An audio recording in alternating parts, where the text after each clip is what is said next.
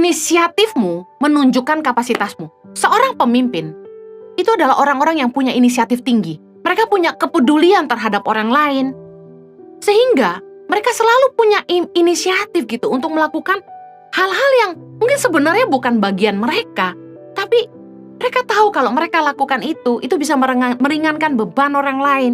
Dan bisa memajukan perusahaan di mana dia berada. Bisa mengembangkan organisasi di mana dia ada. Seseorang hanya bisa jadi pemimpin kalau dia punya ruang di hatinya untuk orang lain, di luar dari kepentingan dirinya sendiri.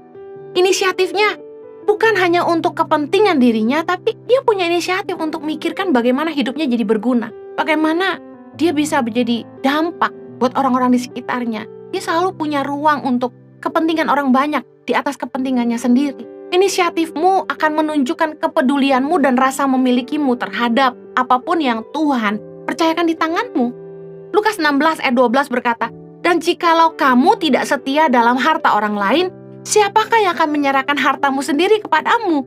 Nah, selama belum jadi hartanya kita, contoh rumah orang lain, mobil orang lain, perusahaannya orang lain, organisasinya orang lain, apakah kita bisa dipercaya ketika kita ada di situ? Ketika kita numpang di rumah orang, ketika kita dipinjemin mobilnya orang, ketika kita kerja di perusahaannya orang, ketika kita kerja di organisasinya orang lain, apakah kita bisa dipercaya di situ? Karena Yesus berkata, kalau kamu tidak setia dalam harta orang lain, siapakah yang akan menyerahkan hartamu sendiri kepadamu?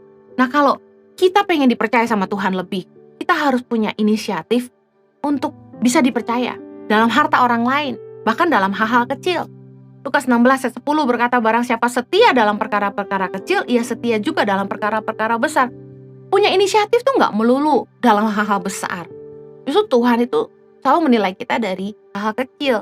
Contoh, kalau kita ingin dipercaya lebih, pertanyaannya seberapa besar kepedulianmu ditunjukkan dari inisiatifmu dalam perkara-perkara kecil.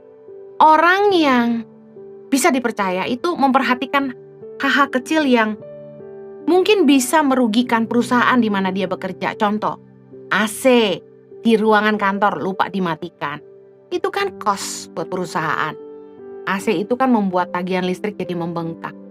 Nah, orang yang bisa dipercaya, orang yang punya inisiatif untuk memang bukan tugas dia matiin AC, itu OB gitu. Atau staff yang terakhir ada di situ, tapi karena dia peduli, dia punya rasa memiliki sama perusahaan di mana dia bekerja.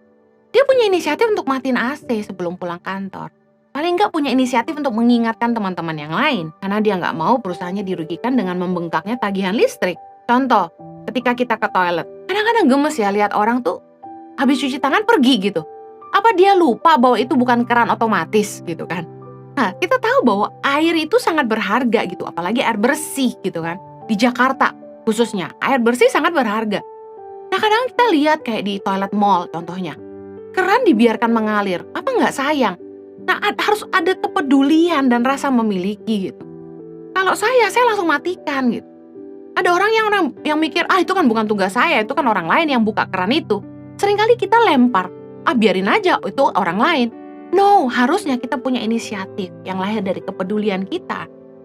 Orang yang bisa jadi pemimpin, orang yang bisa dipercaya Tuhan adalah orang yang punya inisiatif untuk melakukan hal-hal kecil. Bukan hanya melulu perkara-perkara besar.